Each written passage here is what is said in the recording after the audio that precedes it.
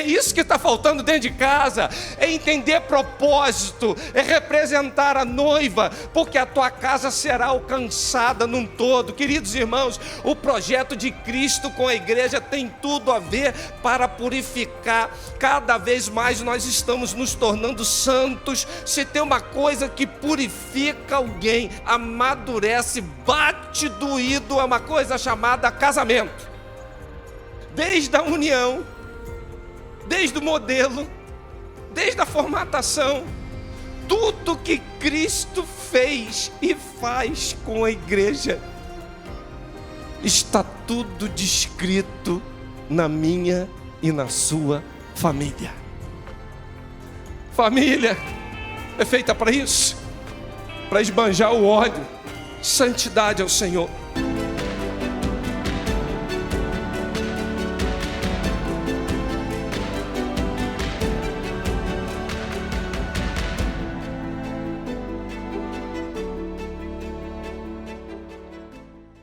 E já começamos hoje pela manhã com uma palavra poderosa do pastor Gilson Bifano, e nós queremos que o Senhor falará à sua igreja agora à noite. Vós mulheres, sujeitai-vos aos vossos maridos como ao Senhor. Para aí, olha para mim aqui só um minutinho. O termo sujeição, tem muita gente que acha que é ser capacho, que é ser inferior. Não é isso. E mais, a Bíblia não manda uma mulher se sujeitar a um homem. A Bíblia fala para a esposa se sujeitar ao marido. Ok? É bem diferente. Vamos continuar. Porque o marido é o cabeça da mulher, como também Cristo é o cabeça da igreja, e sendo Ele próprio o salvador do corpo. De sorte que, assim como a igreja está sujeita a Cristo, assim também as mulheres sejam em tudo sujeitas aos seus maridos. 25. Vós, maridos, amai as vossas mulheres, como também Cristo amou a igreja, e a si mesmo se entregou por ela. Com que propósito? Para a santificar, purificando-a com a lavagem da água, pela palavra, para apresentar a si mesmo igreja gloriosa, sem mácula, sem ruga, sem coisa semelhante, mas santa e irrepreensível. Assim os maridos devem amar as vossas mulheres como os seus próprios corpos. Quem ama a sua mulher ama a si mesmo, porque nunca ninguém odiou sua própria carne, antes a alimenta e sustenta, como também ao Senhor. Vocês são membros, porque somos membros do seu corpo, na sua carne e dos seus ossos. Por isso deixará o homem o seu pai e sua mãe, e se unirá à sua mulher, e serão os dois uma só carne. Grande é esse mistério. Digo, porém, a respeito de Cristo e da igreja. Assim também vós, cada um em particular, ame a sua própria mulher como a si mesmo, e a mulher reverencie o marido. Vocês repararam no texto? O apóstolo Paulo está dizendo aqui, o verso 30, o seu próprio corpo, carne e osso, carne da carne, osso dos meus ossos. Vocês já ouviram isso alguma vez em algum lugar? Olha que coisa interessante. Agora, queridos irmãos, deixará e se unirá. E aí, ele está falando de uma relação familiar. No meio de uma relação familiar, ele fala agora, grande é esse mistério, digo, porém, a respeito de Cristo e da igreja. Ele abre um parênteses para dizer assim, vocês estão entendendo a relação familiar, olhando para Cristo e para a igreja? E aí ele continua, assim também vocês devem, cada um em particular, amar sua própria mulher, como a si mesmo, e a mulher reverencie o marido. Vamos falar com Deus. Pai, a tua palavra será proclamada, ela sempre faz o que te agrada, que diminua eu, que o Senhor cresça em nome de Jesus. Amém. Queridos, me chama muita atenção algumas características nesse texto, porque Paulo faz uma analogia da pureza, da noiva de Cristo, da igreja, e essa relação conjugal, um noivo com a noiva, Cristo e a igreja. E a analogia vem falando de santidade. É uma figura daquela questão de ter todo um preparo para o casamento. Por isso que o texto fala, tendo-a purificado. E aí, ele fala de uma obra no passado. E alguns vão falar, pastor, será que isso tem a ver com batismo? Porque nós fomos salvos, estamos sendo salvos e seremos salvos. A obra redentora de Cristo na cruz já se consumou. A santificação inicia com o processo e termina com a glorificação, quando os nossos corpos serão revestidos de incorruptibilidade. Mas o texto dá uma ênfase da noiva e do noivo. E fiquei eu pensando assim, que preparo tem uma noiva para se casar? Quem aqui já vivenciou a experiência de ter um dia de noiva? Quem? Levanta a mão só para eu conhecer. Ok, só para eu ter um diagnóstico não me custa. Quem aqui teve a experiência de ter um dia de noivo? 3, 4, 5. Tem gente assim, 5. De noiva, 50. 5. É assim, 10%. Por quê? Eu acho interessante o dia da noiva, a maquiagem que é feita na noiva. E bota aquela maquiagem, e ajeita a sobrancelha. E o cabelo nunca está como normal, faz até uns negócios assim, que tem hora que eu olho e eu falo assim, tá bonito. E aí, o dia de noiva tem uma massagem relaxante. Aí faz aquele banho com ervas aromáticas. Coloca ali aquela água quentinha, temperada. E aquela espuma, que só de você respirar ela já flutua. Aí depois entra o processo que as unhas já estão sendo amaciadas. E nesse banho ali coloca até leite de cabra na banheira. Aí faz as unhas maravilhosas, adornadas, aquelas unhas bem preparadas. E aí, porque é um dia muito tenso, a noiva é preparada, tem assim aquela interação para desestressar e tirar a ansiedade. Porque a ânsia é enorme. Alguns chegam a fazer até uma cromoterapia, um tratamento com luzes, para poder gerar um relaxamento melhor possível. Agora, o dia de noivo. Alguns tiveram o dia de noivo aqui. Eu estava lembrando do meu dia de noivo. Meu dia de noivo eu tive um grande relaxamento. Como? Eu tive que acordar às 3 horas da manhã para poder coordenar tudo o que ia acontecer no casamento. O meu tratamento de beleza foi tomar um banho e fazer a barba. Eu acho que eu penteei o cabelo. Massagem relaxante. Irmãos, que massagem boa eu tive. Eu carreguei tanto caixote de flor da Cadeg para levar 5 horas da manhã para a igreja, que meus músculos no final do dia já estavam trêmulos, completamente relaxados de tanta caixa. E aí, de repente, a noiva me liga e fala assim, você já providenciou o lanche do pessoal que está na ornamentação, o almoço? Aposto que você nem parou para pensar nisso. Que mulher inteligente, sábia, porque a Bíblia fala que a mulher sábia edifica a sua casa. E aí, de repente, eu me vi preocupado em coordenar todas as atividades. Era ornamentação cerimonial, buffet, carro que vai pegar a noiva, padrinho com aquelas crianças, com as daminhas, que sempre estão atrasados e moram do lado de onde vai ser feita a cerimônia. São os últimos a chegarem. E a minha cromoterapia foi acordar na Cadeg, estava de noite assim, e o dia foi clareando, e aquela luz, aqueles feixes, e quando eu carregava aqueles caixotes de flor para dentro de uma Kombi, eu percebi aquele sol cada vez mais escaldante, Renato.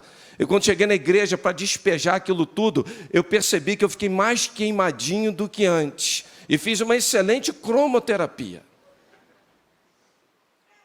Por que eu estou narrando isso? Porque a Bíblia faz uma grande semelhança ao dia da noiva. A noiva que está se preparando para encontrar com o noivo.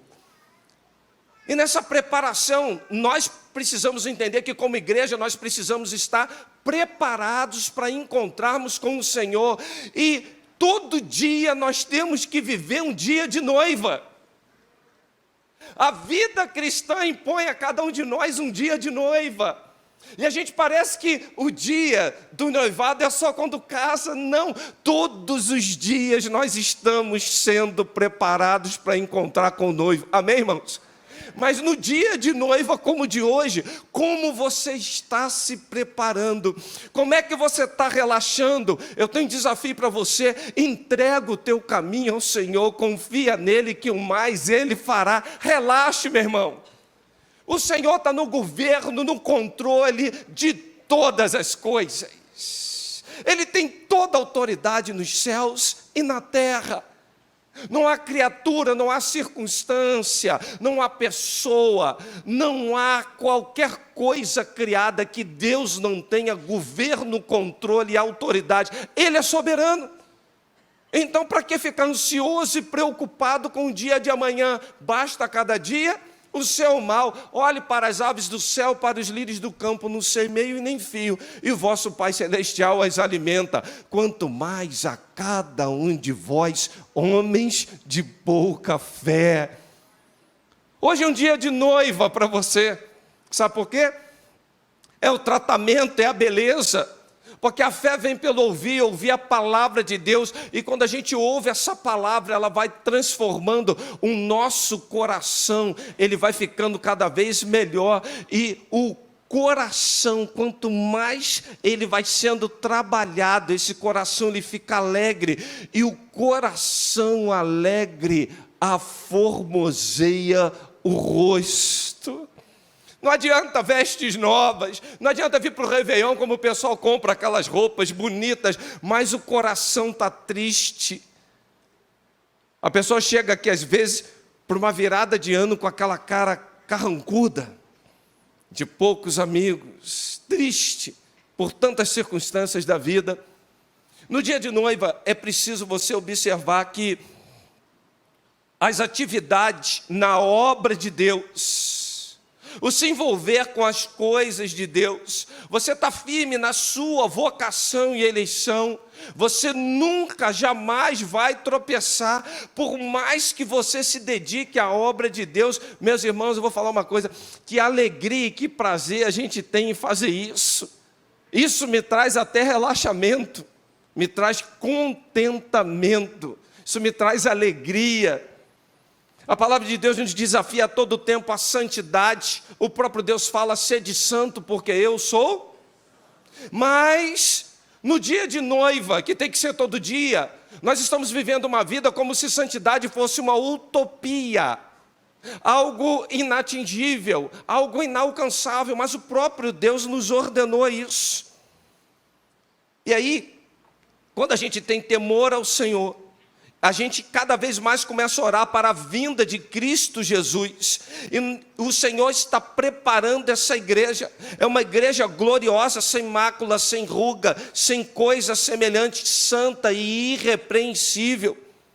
O apóstolo Paulo dizia: meus queridos, eu não alcancei nada, mas eu estou sendo aperfeiçoado, e estou prosseguindo. Sabe para quê? Para que eu possa alcançar o prêmio da soberana vocação. Como ele avançava para as coisas que estavam diante dele.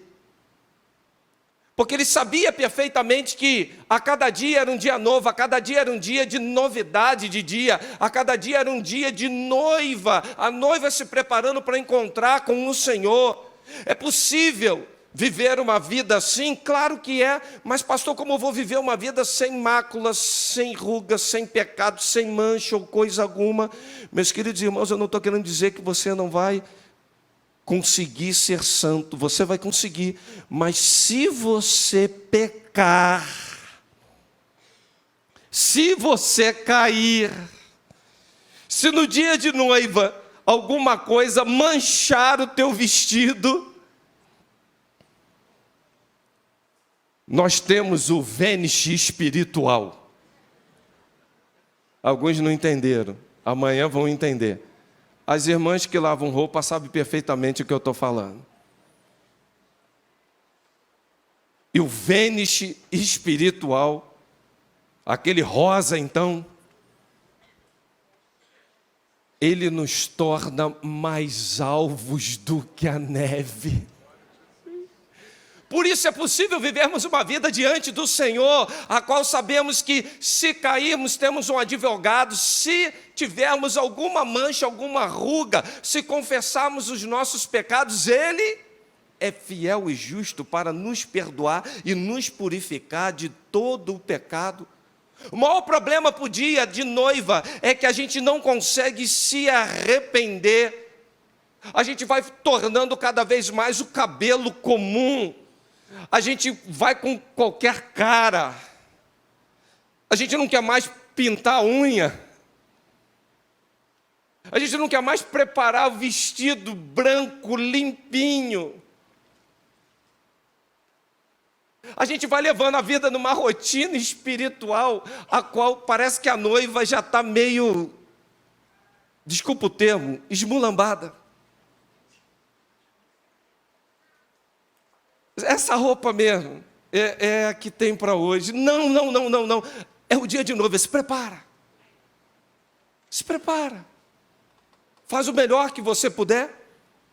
A maior causa de nós não termos santidade é não acreditarmos que é possível viver isso, como o próprio Deus nos diz: sem santificação ninguém verá o Senhor. Deus fala repetidas vezes de santidade, Ele nos empodera a vencer o pecado. Ele cada vez mais vem falando para cada um de nós que o problema desse pecado está nos afastando dele. A menor mancha, a menor ruga, o menor detalhe num dia de noiva estraga tudo. Por isso, quando eu vou fazer casamento, eu pergunto assim: você vai casar onde? A noiva fala assim: eu vou casar num lugar assim. Aí, pastor, tem um gramado lindo, uma área verde, parece o Éden, um paraíso. Aí eu pergunto assim: a irmã já definiu o sapato que a irmã vai para o casamento? A irmã já viu as condições climáticas? Não considere isso não, para você ver como é que vai virar o seu dia de noiva.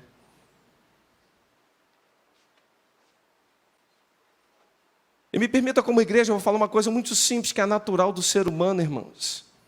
Os noivos hoje, quando estão enamorados, aí querem marcar o dia do casamento. Primeira coisa que leva ele a marcar o dia do casamento, já começa tudo errado, sabe o que é? Ir para um salão de festa que dê desconto, pega o melhor dia e marca a data naquele dia que ninguém quer casar por conta do preço. Agora senta lá no meu gabinete que eu vou falar assim para você: já considerou ciclo menstrual? E pastor, meus irmãos, eu tenho que ensinar o que é se preparar para, em todos os sentidos. O povo hoje está completamente perdido. Aí vai a noiva, e detalhe que esse vestido da noiva, irmão, vestido de noiva, experimentou, fez tudo. No dia, na hora que vai botar, sempre tem um bendito de um detalhe que não... sabe? Estão rindo porque vocês lembram o que aconteceu com vocês. Ah lá, está tudo rindo aqui, irmãos. Ó. Elas estão lembrando tudo o que aconteceu com ela. Eu já falei assim, ó, meus irmãos, no meu gabinete aqui, eu vou fazer casamento, irmão, eu levo pilha para botar dentro de microfone, porque na hora está lá o problema. Eu levo kit de costura, porque eu já sei que vai dar problema. Caneta para poder fazer assinatura, pego umas canetas, levo tudo, Marquinhos. Kit pastoral, kit casamento. Para não falhar, irmãos, para dar tudo certinho. Povo de Deus, escuta o que eu estou falando com vocês. Se tiver uma manchinha no vestido da noiva, um detalhezinho, acabou com a noiva. Acabou com a noiva. Por isso que Tiago fala que qualquer que tropeça em um só ponto, um pontinho, um detalhezinho, tornou-se culpado por todos. Um detalhezinho manchou. Foi um pequeno, mas desconfigurou o negócio. A noiva está sendo preparada nos mínimos detalhes. Sabe por quê? No céu não vai entrar ninguém manchadinho. Irmão, no céu não dá malhadinho, não. É tudo branquinho. É só ver Apocalipse falando as vestes alvas, limpas, claras. Quando eu leio esse texto, eu penso assim, naquelas roupas de varal, assim, tudo branquinho, vento batendo, mas não tem um detalhezinho, aquele negócio assim, sabe, que tudo cristalino. Davi, depois de pecar, depois de ter mancha na sua vida, ele começa a falar assim no Salmo 51, purifica-me com isopo, e ficarei limpo, lava-me, e ficarei mais alvo que a neve, faz-me ouvir o júbilo e a alegria, para que exultem os meus ossos que esmagaste. Escondeste o rosto dos meus pecados e apaga todas as minhas iniquidades. E ele continua dizendo, falando o seguinte, cria em mim, ó Deus, um coração puro e renova dentro de mim um espírito inabalável. O que é isso, irmão? Santidade. Santidade, pecado sempre vai fazer você errar o alvo, pecado sempre vai te levar a desobedecer, pecado sempre vai te levar à rebelião, e a maior consequência do pecado é a separação. O problema é que a gente está levando a vida não como a noiva, mas como aquele que parece que não está esperando a volta de Cristo Jesus, por isso está vestindo qualquer roupa, está saindo de qualquer jeito, está levando a vida de qualquer forma, e quem vive uma vida assim, vai começar a adulterar o padrão bíblico, e isso não tem possibilidade de dar certo, é impossível dar certo quando você altera o padrão do Senhor. E o padrão de Deus é, não mude o que Deus estabeleceu, porque Ele fez o que é melhor para cada um de nós. Mas a maior causa de divórcio, por que noivo divorcia? Por que casais divorciam? Qual é a maior causa de divórcio? Dureza do coração. Já começa a quebrar os vínculos familiares, começa a quebrar, destruir sonhos. Por isso o texto está falando, marido, ei marido, presta atenção. Ame como Cristo amou a igreja. E é uma coisa muito simples, irmãos. Porque o amor de Cristo Jesus foi um amor que deu tudo. Se despedaçou. Olha o desafio que o marido tem. Entrando agora num projeto familiar e no modelo que o texto propõe a cada um de nós. Porque será que a palavra de Deus nos desafia a nós homens a amarmos como Cristo amou a igreja e se entregou por ela? Com que propósito? O texto responde. Deus não faz nada sem propósito. Qual é o propósito? Está aqui, irmão. Para santificar. Purificando com lavagem de água pela palavra. Todo modelo divino aponta para um propósito. Vamos repetir isso, igreja? Todo modelo divino aponta. Por isso que todas as coisas cooperam para o bem daqueles que amam a Deus. Tem propósito. Deus não faz nada sem propósito. E para apresentar essa igreja gloriosa, santificada, é preciso que tenha esse amor doador. E depois ele fala do corpo. Ele fala assim, somos membros do mesmo corpo, carne e osso. Por isso o texto fala, deixará portanto o homem ao seu pai e à sua mãe e unir-se-á à sua mulher. E serão ambos. Quem foi que no paraíso depois de ver uma belezura criada, falou: osso dos meus ossos, carne da minha carne. Quem foi? E a expressão adâmica ali no hebraico, ele fala assim: agora sim, é aquela coisa assim, finalmente aconteceu uma coisa aqui que agora o negócio ficou bom. Osso dos meus ossos, carne da minha carne. O que eu estou querendo dizer com a igreja é muito simples. Como a igreja é um corpo de Cristo Jesus, tem um cabeça, todo parâmetro usado está exatamente na relação de Cristo com a igreja, para que pudesse parametrizar o que é uma relação familiar. Ou seja, o osso dos meus ossos, carne da minha carne, está lá desde o Éden, quando a formação da primeira família. E ele fala assim: trate bem, porque ninguém que quer bem, é uma só carne, vai fazer mal ao outro, que você vai fazer mal para você mesmo. Ou seja, por essa razão, por essa motivação, a gente começa a ver que tudo que Cristo fez pela igreja, tudo que Cristo opera com a igreja, o fundamento está na família.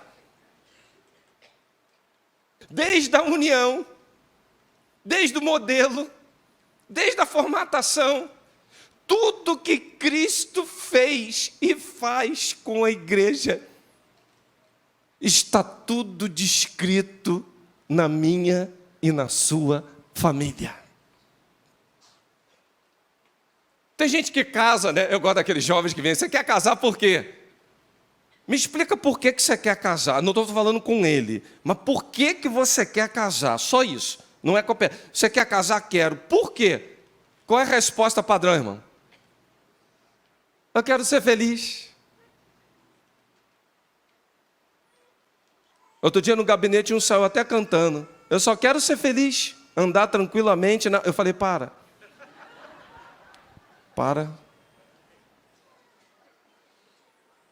Esse negócio não vai dar certo. Só quero ser feliz. Eu só quero ser feliz. Na sexta-feira, na bodas do Osmar e da Nilce, aí um olha para o outro: você promete amar, respeitar e tal. Renovação de votos. Aí o Osmar, entusiasmado: sim. Ele sim, com voz de trovão. Eu gosto desse negócio, irmão. Convicção. 50 anos atrás ele estava fazendo isso. Perguntei a Nilce: sim. Mas sabe o que me chama a atenção? Quando eles fizeram isso, há 50 anos atrás, não tinha nada para um nem para o outro. Você promete amar o outro, viver para o outro, fazer tudo para o outro. O que tem para você? Nada. E você concorda. E 50 anos depois, continua concordando. Bom, peraí, passou 50 anos, não dá para mudar esse disco, não. Não, nós continuamos. É isso aí que está dando certo. Sabe por quê? Tem um modelo, tem um padrão, tem uma formatação.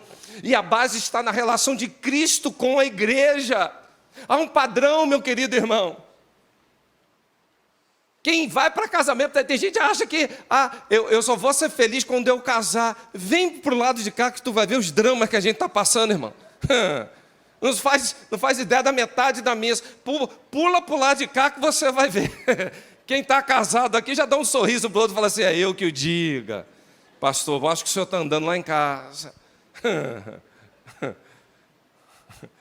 Aí tem gente: não, eu só vou ser feliz quando eu tiver filho. Irmão, tem filho aí que está dando umas dores de cabeça, que está dando mais desgosto do que qualquer coisa. Preocupação, dificuldade. Aí fica assim, ó: pastor Anderson, faz alguma coisa pelo meu filho. Vai lá atrás do meu marido, vai fazer não sei o que lá. Minha irmã, Deus te colocou nessa família para isso. Mas eu já falei para ele: pastor, ele não aceita, ele não ouve. Mas é por isso, pare de falar. Mas ele não é crente, pastor. Mas a mulher que é crente vai ganhar um marido descrente sem uma só palavra, mas com a sua maneira de viver. É isso que está faltando dentro de casa, é entender propósito, é representar a noiva, porque a tua casa será alcançada num todo. Queridos irmãos, o projeto de Cristo com a igreja tem tudo a ver para purificar. Cada vez mais nós estamos nos tornando santos. Se tem uma coisa que purifica alguém, amadurece, bate doído, é uma coisa chamada casamento. Ali Deus quebra o vaso. E sabe quando que ele pisa nos cacos?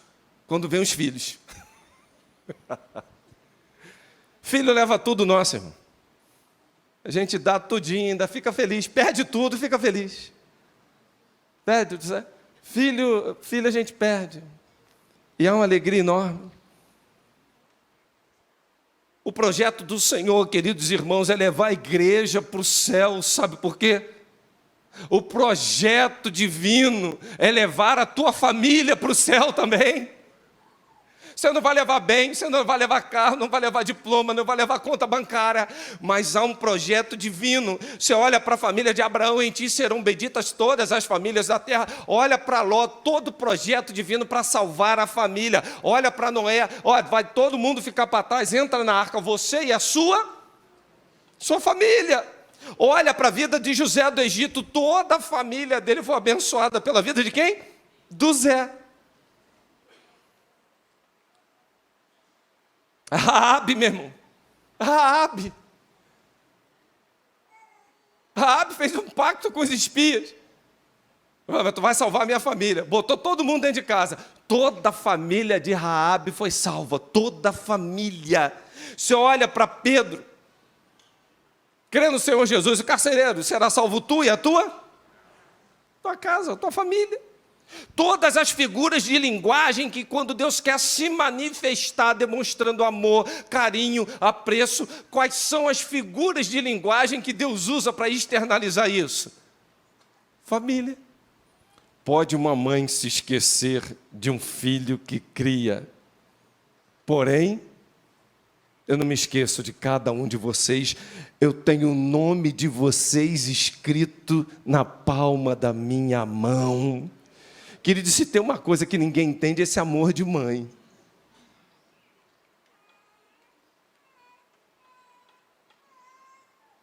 Aí você vai para o Novo Testamento, Deus de toda a paternidade, a qual empresta nome, o Abba Pai.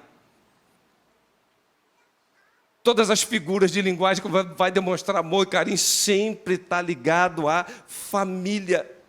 Agora eu quero concluir. Por que a igreja é gloriosa?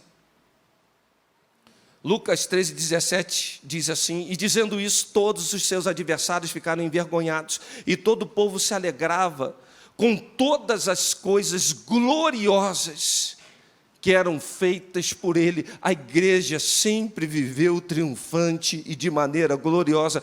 Por que a igreja é gloriosa? Porque o evangelho é glorioso. 2 Coríntios 4:4, o Deus desse século cegou o entendimento dos incrédulos, para que não vejam o evangelho da glória de Cristo.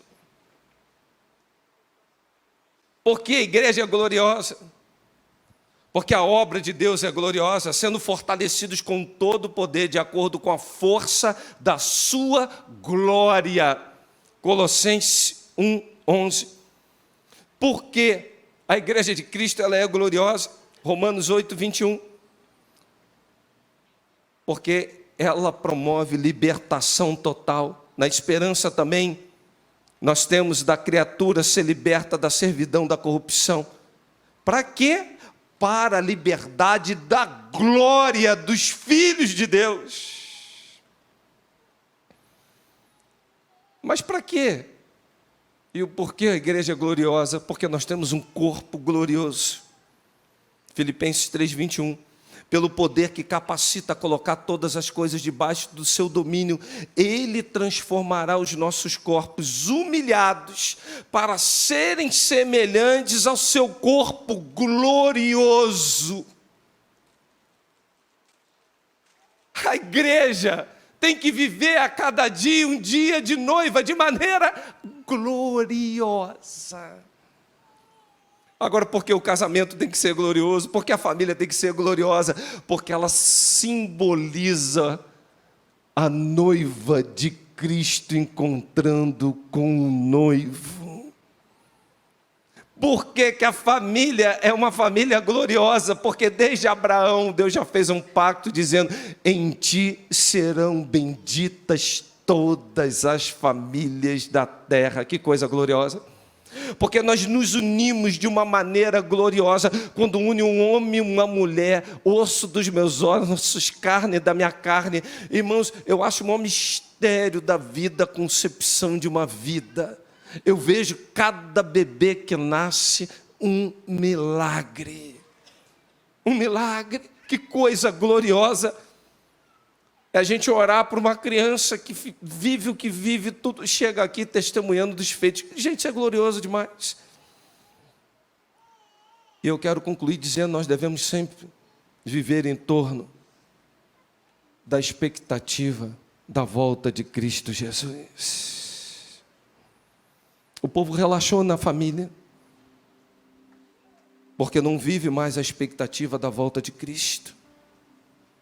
Essa volta deve ser aguardada com pureza, com santidade. Quem está próximo a subir sabe que vai ser bem-aventurado e deve aguardar com alegria a volta do noivo. Uma vida de pecado vai nos fazer a viver de uma maneira relaxada dentro de casa, não mais na expectativa da volta de Cristo Jesus. E alguns estão falando: mas quando ele virá? Ninguém sabe. Mas cabe a nós termos a expectativa da sua volta. O próprio Jesus falou: eis que venho sem demora. Nós temos uma sociedade extremamente imediatista, não sabe mais esperar. Ela quer tudo para ontem, não tem paciência para depender e saber que o Senhor está preparando, adornando a igreja. Para quê? Para levá-la. E quem não tem paciência para depender de Deus, que não tem dependência para ouvir a voz de Deus antes de iniciar um namoro, que não tem paciência para orar e clamar, para formar uma família debaixo das bênçãos de Deus, e não tem paciência para cada dia viver em família, cuidando uns dos outros, provavelmente vai ser comparado às virgens imprudentes. A parábola fala de 10, 5 prudentes e 5 imprudentes. As prudentes, o que elas tinham? Azeite.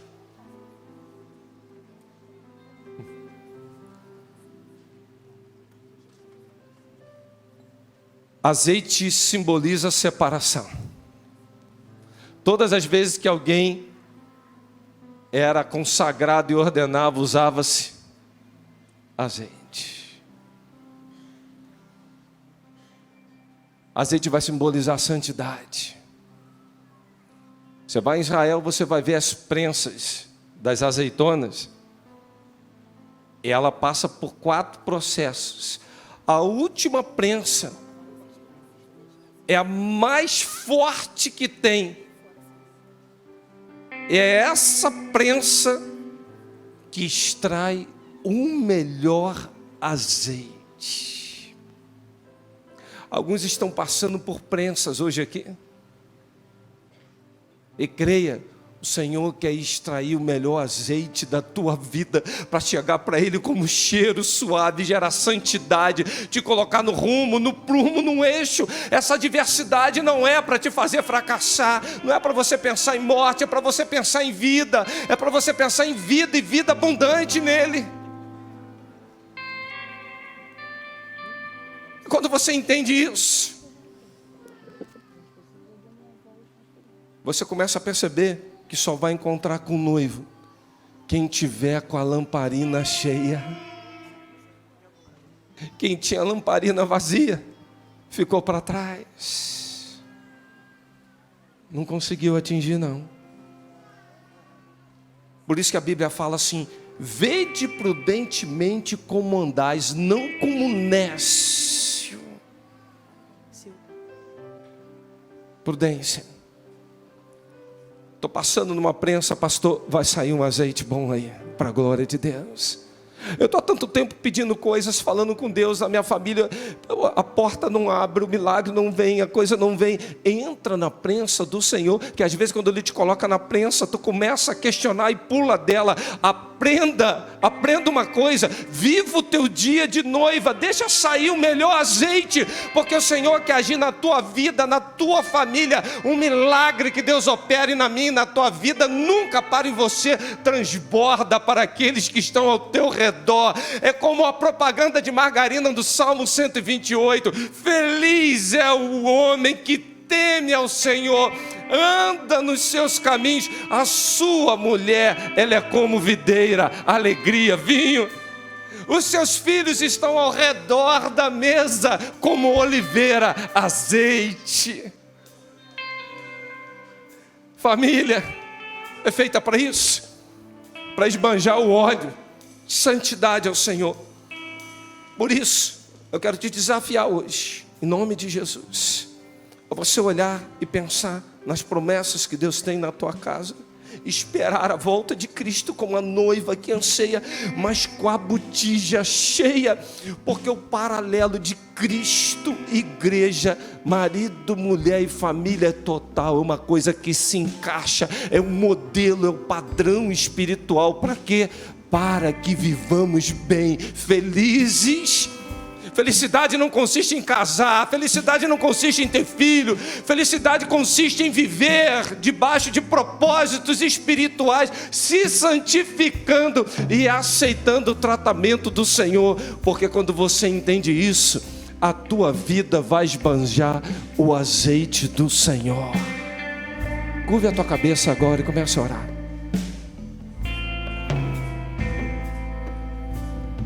Eu vou ser muito direto. Você sem Cristo, nada pode fazer. Eu quero preliminarmente fazer um desafio para a igreja. Quantos estão conosco que desejam entregar a vida a Cristo Jesus? Talvez você nunca tenha tomado essa decisão, ou confessando como um único e absoluto Salvador, dizendo: eu creio. Eu nunca tomei essa decisão, mas hoje eu estou entregando a minha vida nas mãos de Cristo Jesus. Não precisa acanhamento e vergonha, basta um sinal seu com a sua mão. Aonde você está? Você está tomando essa decisão? Aonde você está? Fala: eu quero, eu preciso. Basta estender a sua mão. Estende a sua mão e diga assim: eu preciso, eu quero tomar essa decisão. Eu quero ver cura, eu quero ver santidade, eu quero ver a minha família no altar. Eu estou tomando essa decisão. Você quer entregar sua vida nas mãos de Cristo Jesus e confessando como Senhor e Salvador absoluto? Onde você está, erga sua mão. Se todos aqui já tomaram essa decisão, louvado seja o nome do Senhor. Se você ainda não fez, o faça ainda hoje, porque existe uma ordem do Senhor. Deus está preparando uma igreja pura, imaculada, sem mancha, sem ruga, sem coisa alguma. Agora eu quero perguntar para você que está vivendo em família e dizendo: pastor, eu preciso cuidar mais da minha família, eu preciso interagir mais com ela. Pastor, eu entendi agora o propósito. Eu quero viver a cada dia um dia de noiva, a cada dia me preparando para a volta de Cristo. Eu quero começar, pastor, cuidando da minha casa, que a Bíblia fala que se alguém não cuida dos domésticos da fé, é pior do que o infiel. Negou a fé. Negou a fé. Fala: eu quero cuidar, eu quero me doar, eu quero entregar. Quantos querem nessa noite falar assim: eu na minha casa, a partir de agora, eu vou fazer a diferença para a glória do Senhor? Imperfeito, mas eu quero, como filho, como marido, como esposa, dizer: eu vou dar o meu melhor, eu vou me santificar, eu vou preparar, eu vou fazer aquilo que agrada ao Senhor. Se é desejo seu, fique de pé, eu quero orar por você em nome de Jesus. Isso, decisão. Louvado seja o nome do Senhor. Há mais alguém? Eu vou orar. Isso, isso, muitos de pé. Louvado seja o nome do Senhor.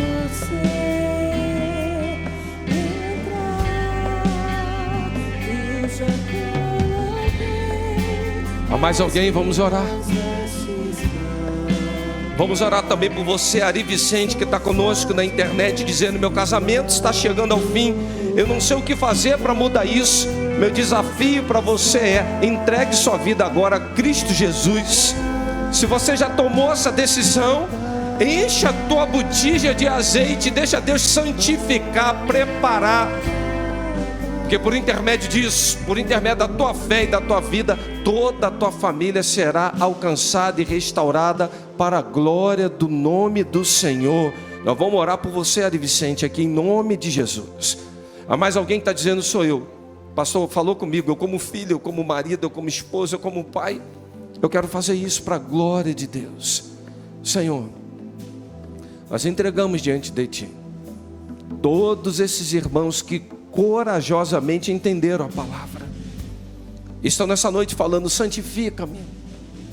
Nós queremos, ó Pai, pai, como filho, como marido, como esposa, cuidar uns dos outros, para que Tuas promessas se cumpram nas nossas vidas. Nós pedimos, ó Pai, purifica a nossa casa, que seja uma família imaculada, sem mancha, sem ruga, sem coisa alguma. Ajuda-nos nas nossas fraquezas, pois queremos viver para a glória do Senhor, de maneira prudente, pois o Senhor está preparando para si um povo seu, especial, zeloso e de boas obras. Que a noiva esteja sendo adornada, que a nossa família esteja sendo santificada, e que possamos entrar no céu, para que as Tuas promessas se cumpram. Pai, tem misericórdia, salva o perdido, aquele membro da nossa casa que ainda não Te aceitou, visite-o agora, transforme-o.